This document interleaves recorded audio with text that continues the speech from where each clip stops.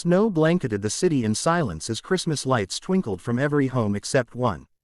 In the tallest building overlooking the skyline, CEO Ethan Cross sat in his penthouse, staring at the untouched dinner table set for two. Every year, he told himself he didn't care about Christmas. Every year, he lied. His parents had died on Christmas Eve 15 years ago in a car accident. Since then, Christmas meant nothing but grief. He buried himself in work, success, and solitude. The world called him ruthless, he called it survival. Tonight, he had turned off his phone, declined every invitation, and poured himself a glass of scotch when a knock echoed through the quiet apartment.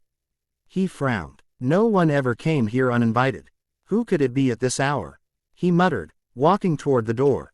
When he opened it, a woman stood there, wet hair, shivering, clutching a little girl in her arms. I'm so sorry, she stammered.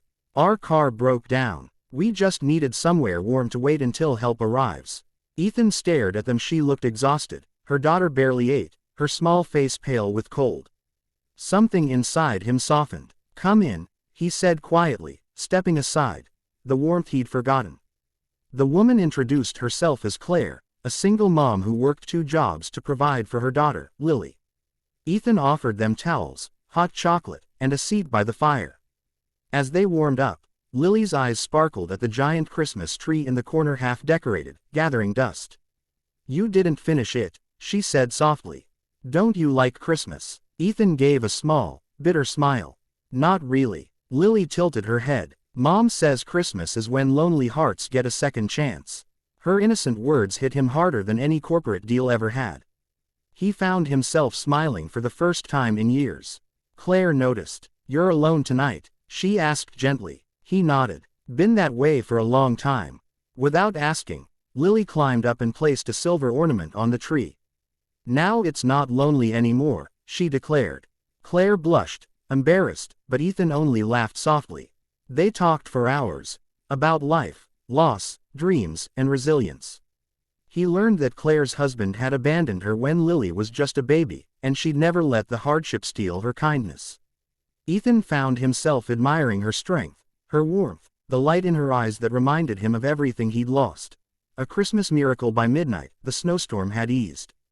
The repair truck arrived to pick Claire and Lily up, but as they prepared to leave, Ethan felt an ache in his chest. Wait, he said, surprising even himself. Stay for dinner, please. Claire hesitated, then smiled softly. Only if you help us finish decorating that tree.